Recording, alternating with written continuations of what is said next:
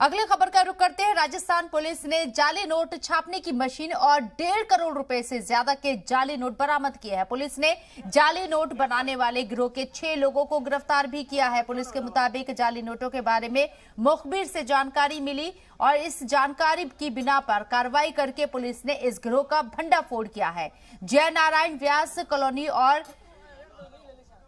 लूरकंडसर थाने की पुलिस ने मीडिया गांव और जेएनवी कॉलोनी में छापा मारा, जिसमें 500 और 2000 रुपए के जाली नोट छापने की मशीन और जाली नोट बरामद किए गए। आईजी ने जानकारी दी है कि इस गिरोह का सरगना चंपालाल शर्मा उर्फ नवीन सारस्वत है, जिसके खिलाफ नोटबंदी के वक्त हवाला के 5 करोड़ 10 लाख रुपए बरामद होने पर बीचवाल पुलिस थाने में मामला दर्ज है।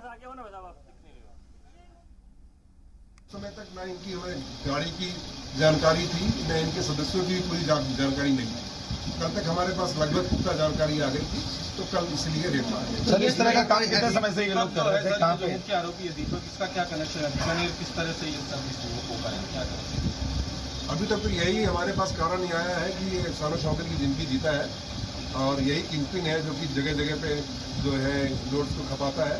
और उनके जो राज्यों में अलग अलग स्रोत होंगे, जब ये हम करनाल से लाएंगे, उनकी गिरफ्तारी होगी, उसके जब अन्वेषण होगा तभी पता चल पाएगा कि इनके पृष्ठभूमि क्या है। कितने समय से ये काम चल रहा है? बीकानेर के अलावा भी कहीं डिस्ट्रिक्ट में कहीं भी चलाए हैं मार्केट में ये रुपए, ऐसी कुछ जानकारी है? दूसरे स्टेट्स में भी यूज हुए हैं, दिल्ली गए हैं, कलकत्ता गए हैं, मणिपुर गए हैं, ऐसा पूछताछ में आया है।